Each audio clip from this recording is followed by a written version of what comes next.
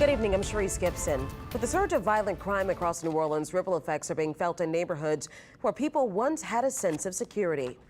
Imagine bullets just ripping through the walls of your home. Well, that's what's happening in one community.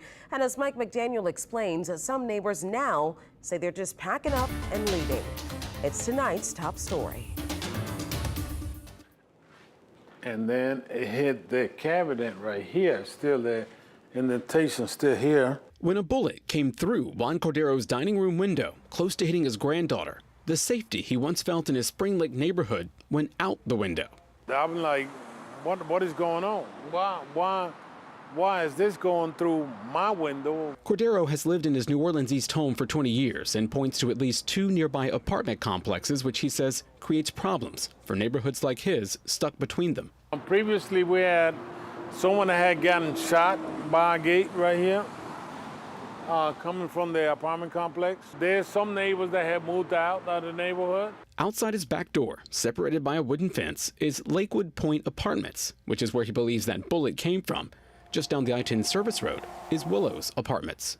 It's an eyesore and it's a menace to the community. Where this neighbor, who didn't want to be identified, says she's been dealing with crime since moving to the neighborhood 5 years ago.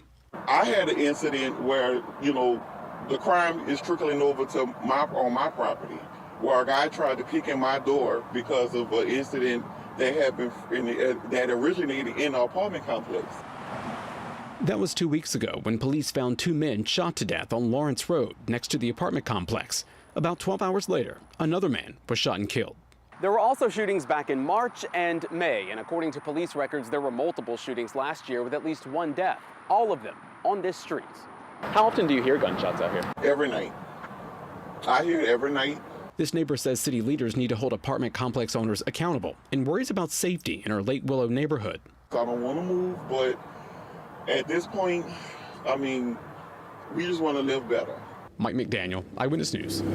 Well, Eyewitness News did reach out to both apartment complexes, but we have not heard back. Both are owned by separate out-of-state property management companies.